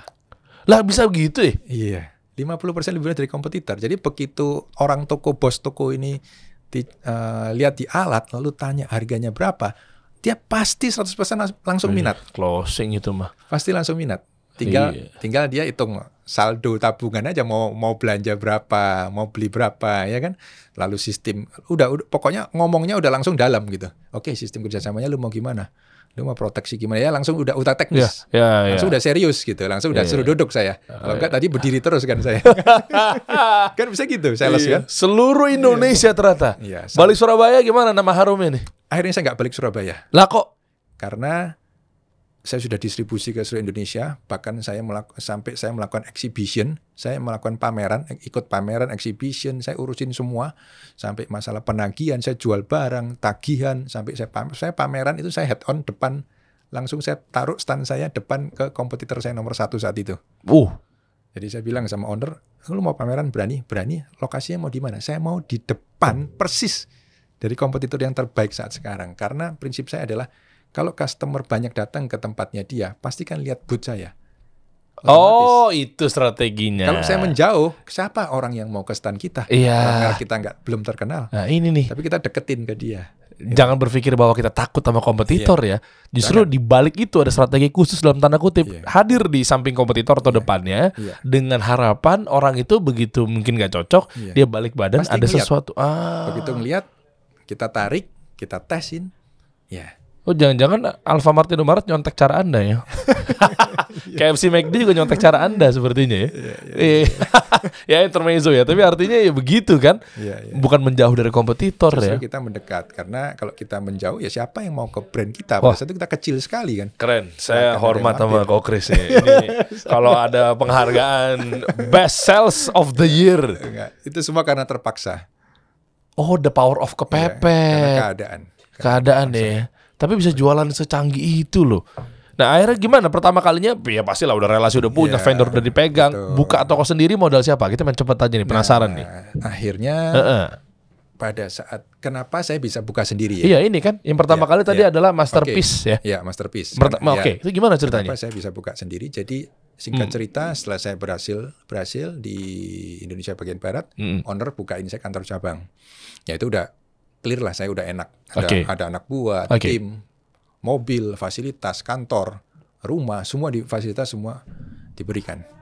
Nah, akhirnya Saya pada saat itu sampai mencapai satu titik bahwa saya tidak perlu ke kantor pun, ini perusahaan sudah jalan dengan sendirinya dengan omset yang sangat bagus.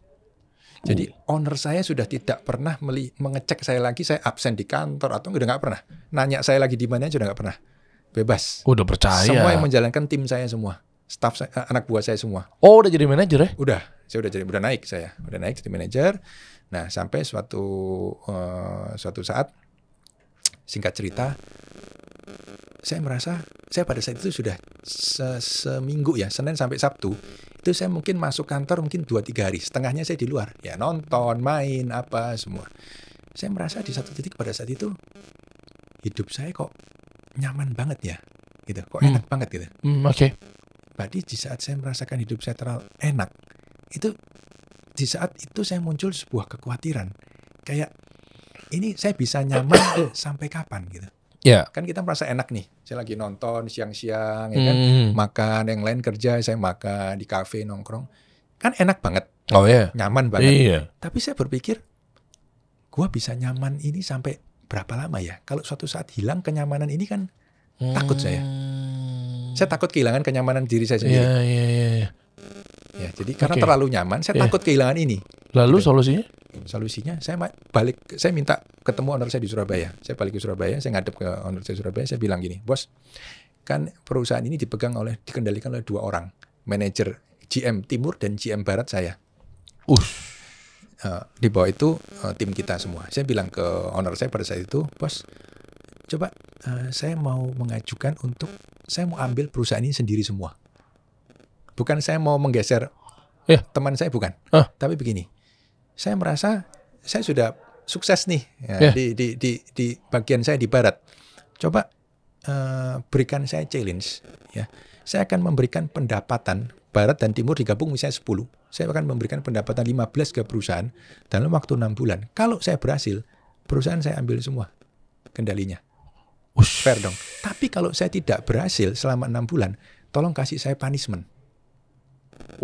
Saya bilang gitu ke bos saya karena saya udah mentok di barat. Gitu. Tapi saya merasa, kan kok enak ya, nyaman ya. Tapi kan nyaman ini kalau sampai hilang gimana? Kan saya kan pengen lebih terus. Saya pengen lebih terus. Ya, bukan mau menggeser teman saya. Tapi sebagai saya merasa saya punya kapasitas. Akhirnya bos saya bilang, ya udah ntar saya pikirin. Seminggu, 2 minggu, kurang lebih hampir sebulan. Dia datang ke Jakarta, akhirnya saya tanya keputusannya. Dan jawaban dia tidak mengizinkan hal itu kepada saya. Dia tidak memberikan kesempatan tersebut kepada saya. Boleh tahu alasannya? Dia tidak memberikan alasan. Cuman menurut teman-teman kantor lain, katanya kalau kamu terlalu banyak duitnya, kamu malah bahaya nanti. Oh, ngerti ya. Kan ini umum lah di dunia karir bisnis tuh umum banget sih. Ya, karena pada saat itu saya memang sudah tidak bisa di-hijack oleh perusahaan apapun. Banyak perusahaan komputer yang coba hijack saya itu nggak bisa karena pendapatan saya pada saat itu sangat cukup sekali. Sangat cukup. Jadi saya di-hijack oleh siapapun nggak bisa. Jadi owner saya berpikiran bahwa kamu sekarang kan udah kaya, udah cukup gitu. Kalau kamu ambil lagi, dapat double lagi kan berarti bahaya, kamu kebanyakan duit bisa malah nggak kerja, kamu mungkin mau hilang, mengundurkan diri atau apa. Atau bikin sendiri ya. Iya, itu pikiran dia pada saat itu. Jadi udah cukup kamu di sini kan udah enak gitu. Apa sih mau mengejar apa lagi? Udah cukup kamu, udah nggak usah macam-macam deh. Gitu. Ya udah. Satu saya mikir, berarti karir saya di perusahaan sudah habis. Oh iya, make sense sih. Ya. Oke. Udah selesai. Oke. Berarti saya di perusahaan ini sudah done. Selesai. Tidak ada yang saya kejar lagi. Ya mentok. Apa yang saya kejar? Area semua, jabatan, uang semua sudah. Jadi bos saya kan sudah memberikan batasan. Selesai, kamu di sini batasnya. Ya, pada saat itu karena tipikal saya tadi yang pertama, saya pengen lebih kan. Lebihnya apa? Nggak ada lagi kalau saya jadi seperti dia. Nah iya, udah. Nah, itu sangat tidak terbayang dalam pikiran saya. Sangat-sangat tidak ada. Karena pada saat itu saya melihat owner saya itu sangat besar gitu. Sangat besar. Masih ada sekarang di Surabaya? Masih. Oke. Nggak mungkin saya punya kantor sebesar dia, uang sebanyak dia. Nggak mungkin ya. Tapi nggak bisa lagi di perusahaan ini. Akhirnya saya memberanikan diri. Karena memang supplier dari owner-owner saya itu semua, dari pabrik-pabrik dari luar negeri, itu tahu bahwa saya yang bekerja. Saya ini yang motor di perusahaan ini. Oke. Ya. Akhirnya saya memberanikan diri. menemui Oh. salah satu dari mereka. Saya berangkat ke luar negeri. Tahu itu tempatnya di mana? Tahu. Suppliernya? Karena pada saat supplier itu datang ke Indonesia sama owner saya kan kita ngobrol. Saya diajak karena saya GM. Cina? Enggak, waktu itu Singapura. Via Singapura. Jadi barang dari Amerika tapi masuknya via kantor via perwakilan Asia di Singapura. Udah megang ternyata database, supplier. Belum megang database, belum tapi cuman kenal nama aja. Oke. Kenal nama, tukar nomor handphone, WA, gitu karena dia sering tanya kan sama saya, gimana, ada masalah nggak kamu jualan barang kita, gitu-gitu aja. Berangkat tuh Singapura. Saya berangkat ke Singapura. Ketemu alamatnya. Ketemu karena saya udah janjian dulu. Kenapa? Ya udah.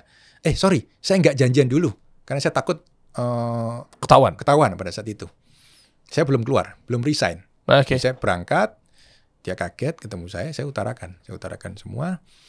Saya udah nothing tulus pada saat itu. Saya deg-degan sekali. Saya ingat pada saat ketemu dia tuh, waduh, hati saya ini, jantung saya kayak mau copot. Karena kalau sampai saya dilaporin, saya dipecat, saya selesai. Saya kehilangan semua. Iyalah, pasti kan mau ngapain tuh. Iya, saya ketakutan sekali. Udah bahasa Inggris saya juga acak-adut, nggak bisa ngomong bahasa Inggris kan saya.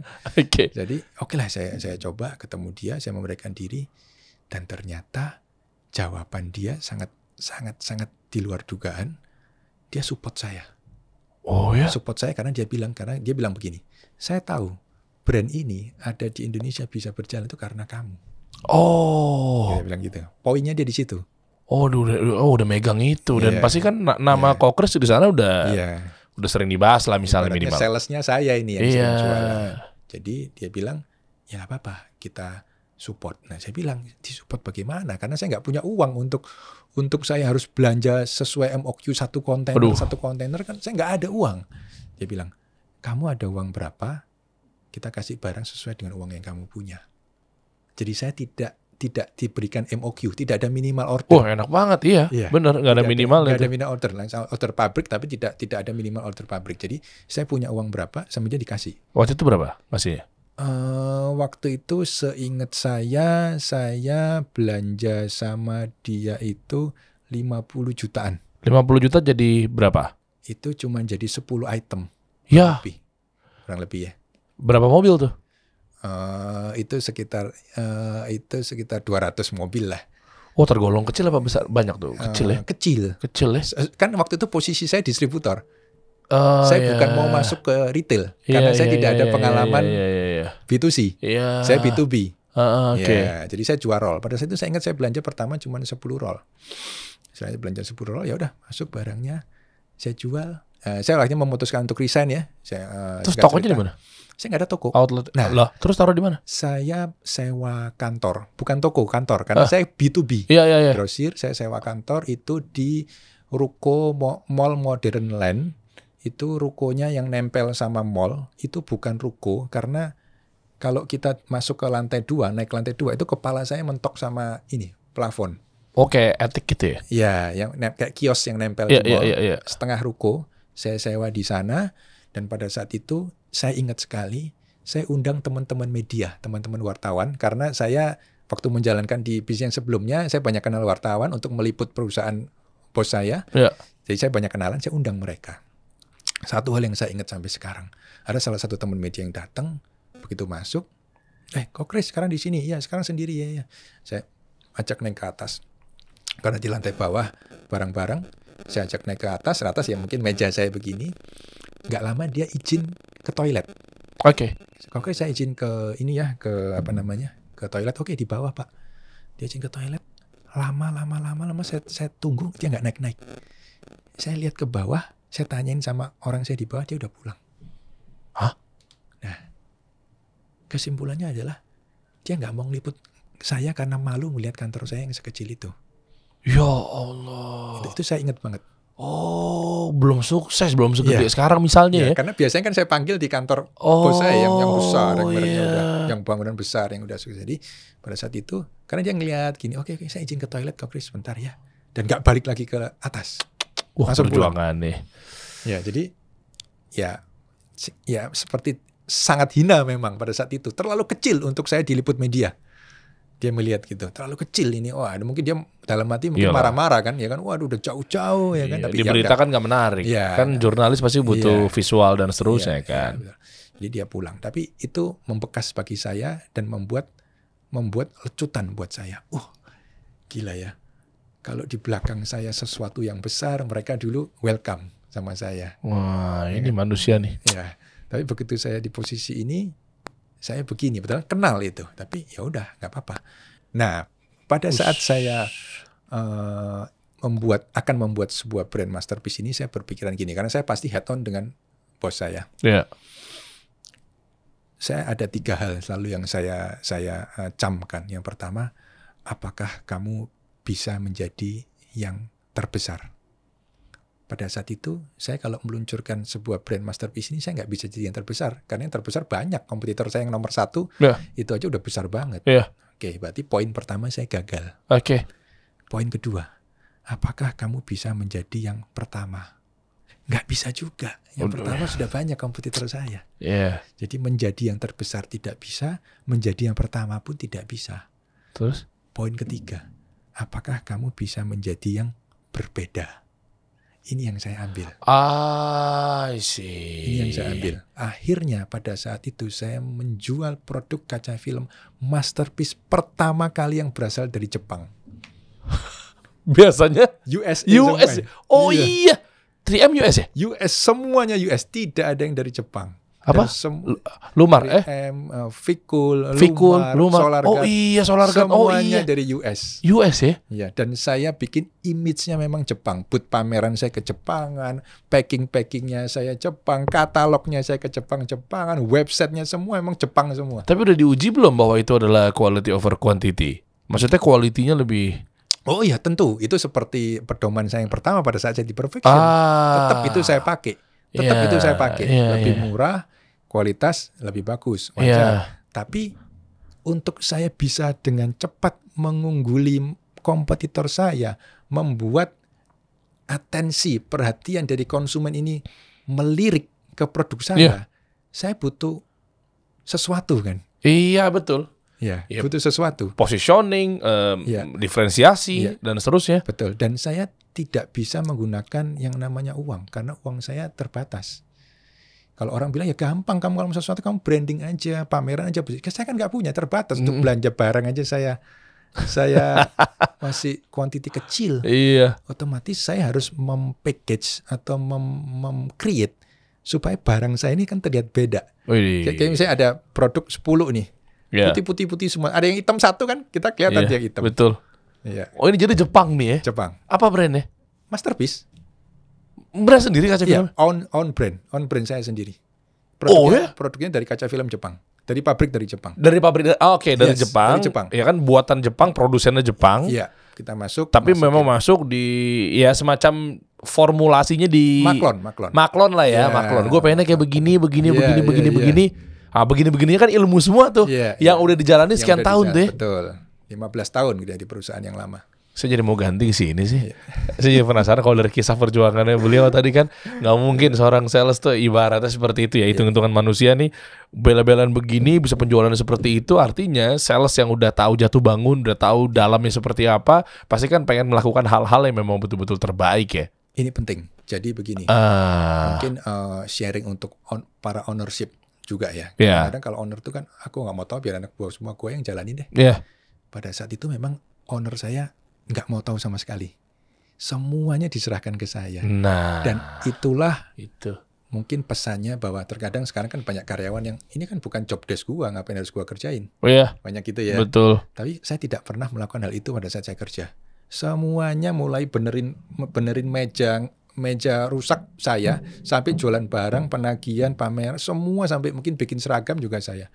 Sampai ke customer juga saya. Akhirnya pada saat saya buka usaha sendiri, saya tahu cara menjalankan usaha itu dari 0 sampai 100. Tuh. Semua customer di lubang-lubang tikus pun saya kenal itu mereka. Tuh poinnya. Banyak di zaman sekarang owner nggak mau turun tuh. Nggak mau turun. Owner nggak mau turun, karyawan nggak mau mengerjakan yang di luar job desk-nya. Ya udah selesai. Jadi ilmunya akan terbatas. Betul. Ya giliran karyawan nggak mau ngerjain di luar job desk-nya kan siapa yang mau cover tuh. Ketika owner turun dia tahu tuh permasalahan di bawah seperti apa. Oke, dan ini nih hasilnya deh. Ya. Oh, jadi masterpiece-nya itu adalah mobil apapun nih? Untuk mobil dan bangunan. Mobil dan Ya, oke. Untuk mobil dan bangunan kita pabrik dari Jepang, ini kita masukin, ya ini kita distribusi. Ya memang karena saya sudah mengenal dengan dunia ini dari perusahaan saya yang sebelumnya, Oke. otomatis bersyukur dengan mudah sekali saya Iya, masuk ke semua betul. market. Betul. Iya. Dan kalau udah tahu perjalanannya, Iya. berdarah-darahnya, Iya. jatuh bangun gagal itu kan menjadi pelajaran. Kenapa kaca film ini nggak diterima? Saya bisa menghindari hal-hal yang Iya, itu. Ya, Makanya saya tahu. kan, Iya. jadi kan insya Allah masterpiece ini bisa dibilang ya mendekati sempurna lah, bisa dibilang seperti itu. Karena memang puzzle-puzzle yang berantakan, puzzle-puzzle yang hilang disambung. Iya. Coba kita lihat masterpiece. Nah, coba bawa dong, scroll dong. Nah ini nih, ada di mana aja kok? Ini berapa cabang nih? Ini kita distribusi dari Aceh sampai Irian Jaya, distribusi ke toko-toko variasi mobil, toko-toko kaca film. Dan setelah di sekitar tahun 2017-2018 kita juga buka toko retailnya di BSD. Iya. Dan saat ini kita akan buka lagi di Bandung, Bangka, kemarin mau buka di Kerawang juga. Jadi selain B2B, kita juga sekarang buka toko B2C-nya. Oh, yang paling banyak tapi B2B-nya. B2B. Berarti nggak menutup kemungkinan teman-teman yang lagi nonton sekarang kan banyak pengusaha. Kan audiens saya kan ya bisa dibilang mayoritas atau mungkin setengahnya pengusaha. Ya kan? Nah, ya banyak lah distributor dan lain. Yang belum menggunakan masterpiece ini solusi yang paling solutif insya Allah. Bener kan? Ini bisa aja. Itu ngubunginnya gimana cara B2B-nya mereka? Bisa ke link DM ke Instagram atau link di bio. Iya. Oh, di situ ya? Bisa, betul. Apa rata-rata bocorannya yang belum mana nih? Yang belum digapai lah sama masterpiece. Pulau mana? Jauh, semua kayak pulau jauh udah semua ya?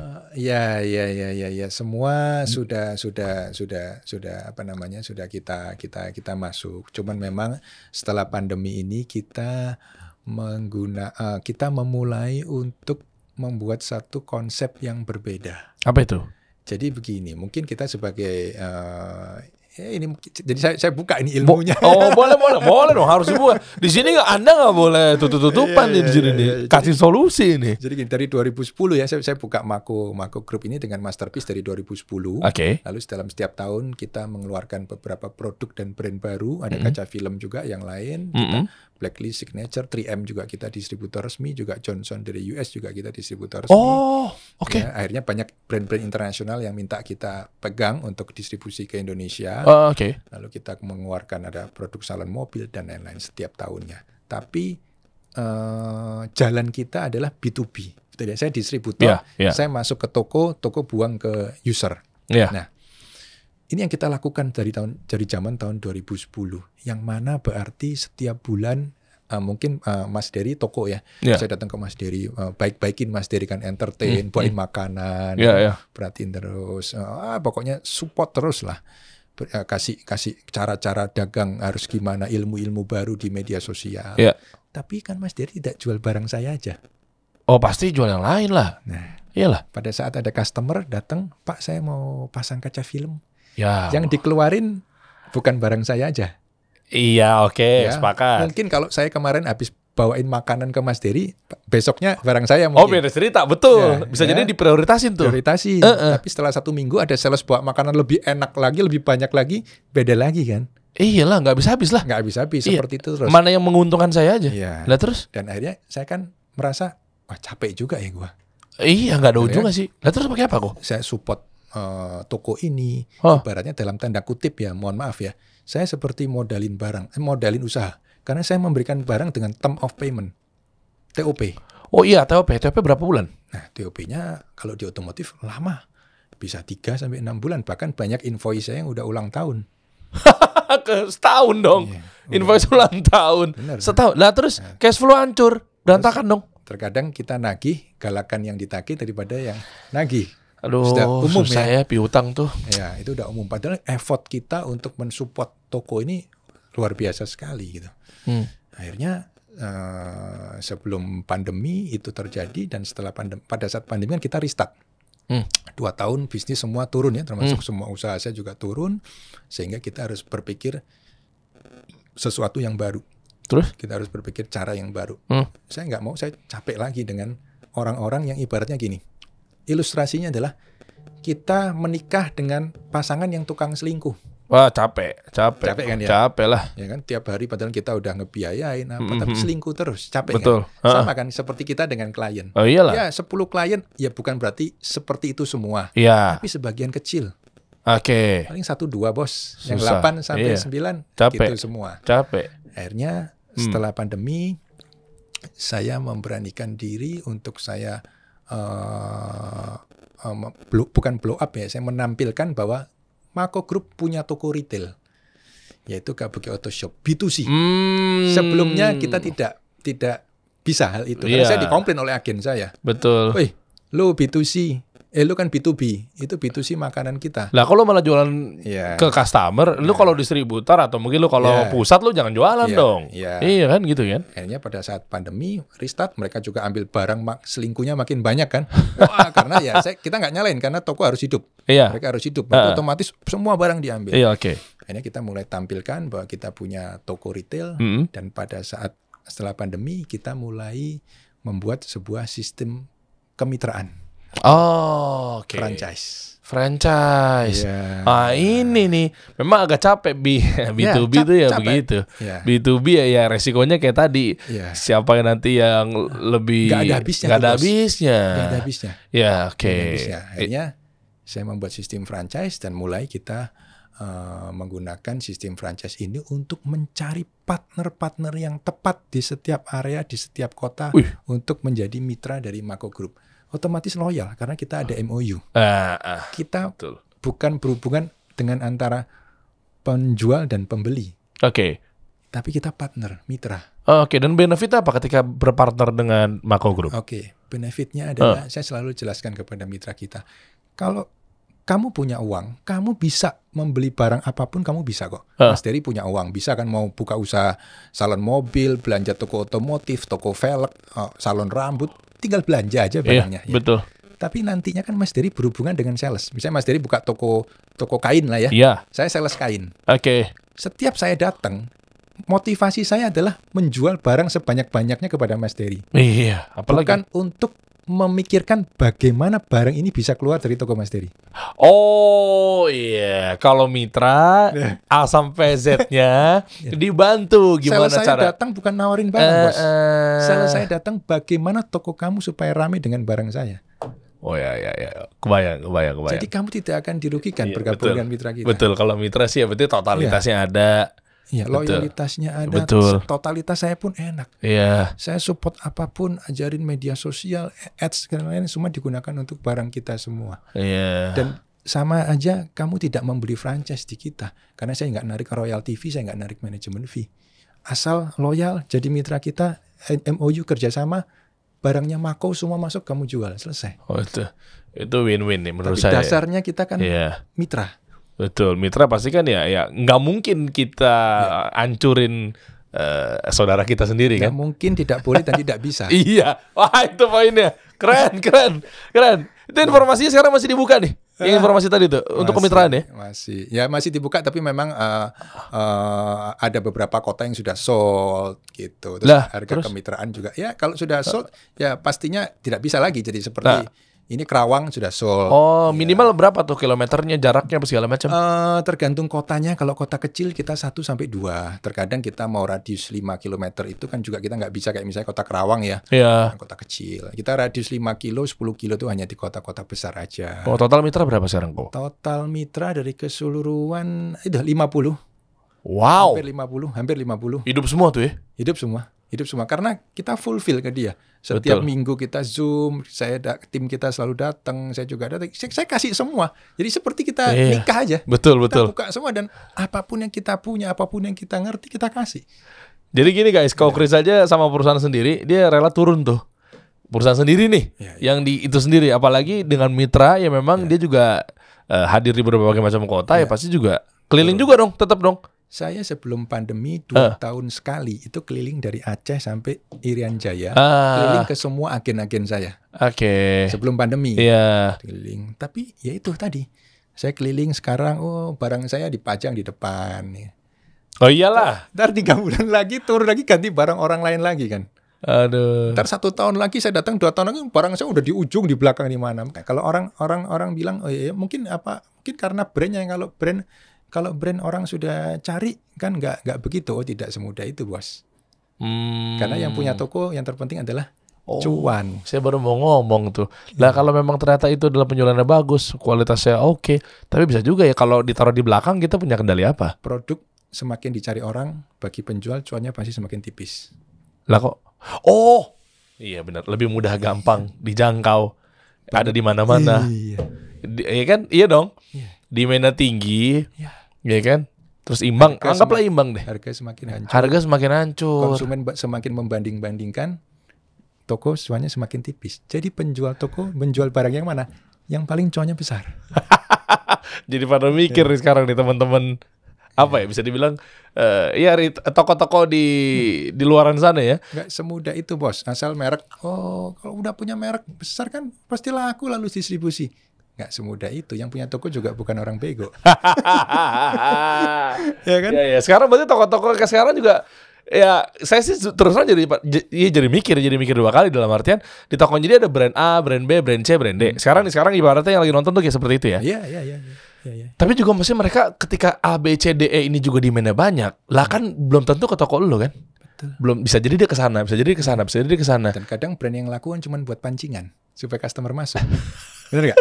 Tapi setelah customer masuk, tanya, lu ada barang ini ya, ternyata ini gue cari lo terkenal. Iya. Mulai dia jual barang yang nggak terkenal tadi, yang cuannya lebih besar kan. Masuk. Iya Pak. Berat juga kalau, karena yang penting kan cuan. Iya. Orang usaha kan cuan yang paling besar yang dijalani. Itu Udah logika. jadi mitra aja jadi ya kan.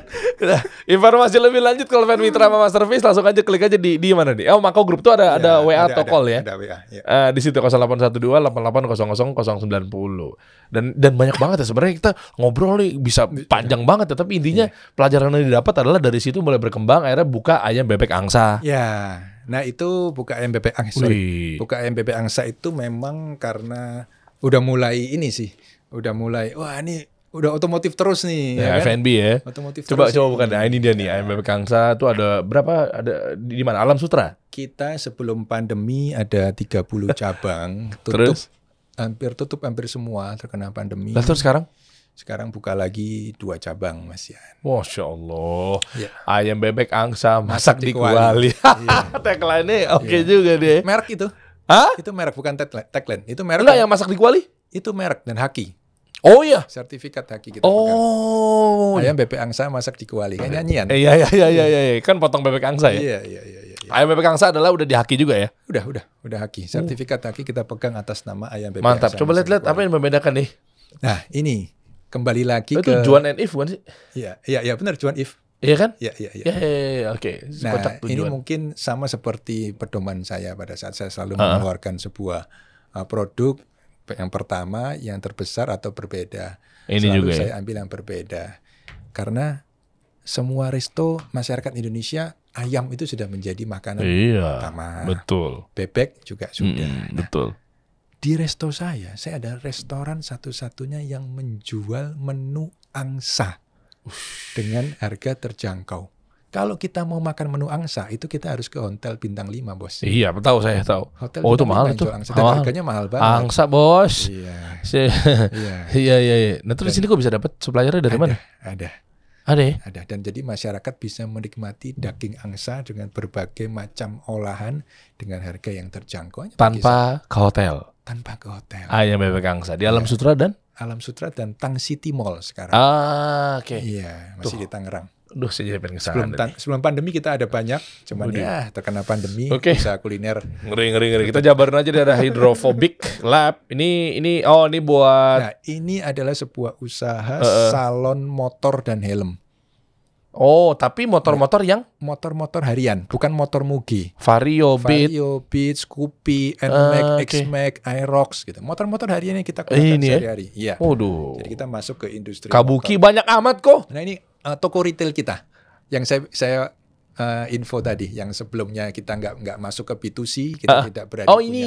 Ini adalah toko retail kita. Lah kita akan buka ini, ya klik di workshop. Coba workshop. Nah itu kita yang akan dalam waktu dekat kita akan buka untuk toko retailnya. Oke.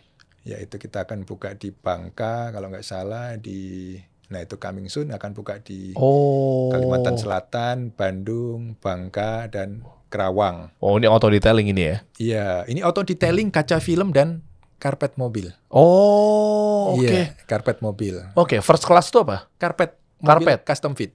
Oh, coba klik. Iya, Coba klik first itu. class. Oke. Betul. Ricky Harun begini. nih. Jadi Uya Kuya Atta Halilintar. iya. Ush. Jadi saya dalam saya mengeluarkan sebuah produk, kita mempunyai karakter yang pertama adalah kita selalu mengeluarkan sebuah produk yang tidak ada mengalami penurunan modal sama sekali. Ini salah satunya. Semua produk saya. Oh, oke. Ya, artinya dalam industri otomotif saya tidak akan mengeluarkan barang-barang variasi mobil, aksesoris mobil seperti lampu-lampu, Ya enggak ya? audio dan lain-lain. Alasannya? Alasannya contoh lampu aksesoris. Bulan ini musimnya lampu merah-merah klip-klip. Bisa berubah tuh ya. Bulan depan biru. Iya. Bulan depan lagi putih. Iya. Kalau yang lampu merah kita nggak cepet keluarin, Capek. kita mau jual rugi pun orang nggak mau. Capek. Alasannya apa? Ini sudah nggak tren, Mas. Iya, capek. Ya, kita mau main audio misalnya ya. Iya. Ada yang Bluetooth, double DIN, Wi-Fi, semua teknologinya berkembang cepat. Iya. Kalau kita bisa menjual dengan cepat tidak ada masalah. Tapi kalau kita misalnya toko lagi sepi, nah, sedangkan stok kita masih banyak yang lama, orang datang ditawarin kayak handphone aja. Ini mah udah lama, versi lama. Yang baru kan udah ada Bluetooth-nya. Otomatis modal kita kan turun terus. Betul. Kita berkejar-kejaran dengan waktu. Betul. Kalau karpet enggak ya? Kaca film. Dari zaman dulu nenek moyang cuma silver iya. sama hitam. Oh iya. Iya. Oke. Wah, ini ilmu nih. Iya. Iya. Salon mobil dari zaman dulu poles itu ada. Kita belum lahir pun moles itu ada. Habis poles di coating dan lain-lain. Iya. Karpet mobil itu kan hal yang umum. Iya. Semua juga pakai dan dari zaman dulu juga begitu karpet mie. Iya. Nah, itu satu poin. Jadi tidak perlu sampai ya kita mau cepet jual, tapi kalaupun amit-amit sampai ada perlambatan jual, barang ini nggak akan basi. Iya, nice. Itu satu. Nice. Lalu yang kedua, saya selalu membuat sebuah produk yang tidak bisa dihancurin di online. Apa tuh?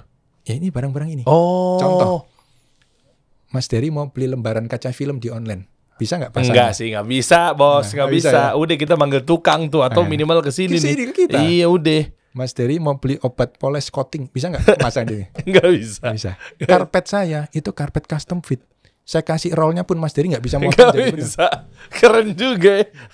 Jadi semua kembali lagi ke kita, manggil kita jasa. Tolong dong. Wah, ini ilmu nih. Pasangin. Ya. Setelah profit kita bisa. Iya, pantesan. Top coat juga ya. Sama.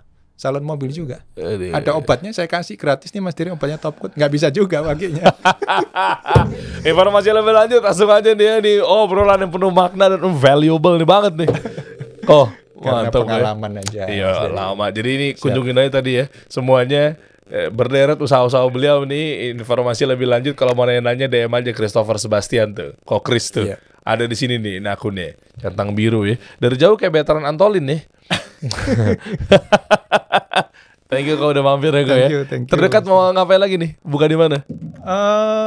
Kita ada banyak sih. Kita akan ada buka. Saya juga nggak hafal. Ada di bio saya itu kalau diklik ada workshop. Yeah. Itu ada beberapa kota yang kita akan buka. Coming soon-nya banyak sih. Banyak. Ngeri. Dan kita juga ada mau produk baru juga di otomotif yang kita akan masuk di tahun ini. Ya, ngeri. seputar itu aja lah Mas Dery. Oh, itu aja. Bisanya cuman itu kan otomotif. Bisanya cuma itu tapi fokusnya di situ. Ya udah, ngebut tuh. Ya, gitu. Salam buat teman-teman di sana ya. Siap. Bos yang di Surabaya apa kabar tuh? Masih ada. Merasa bersaing nggak sama dia? Apa dia merasa bersaing sama Anda? Ya ketemu sih nggak pernah mau lihat muka saya.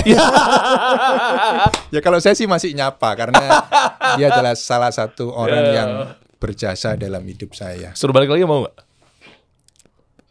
Ya nggak mau. Buat apa gitu ya? Buat apa? Iya.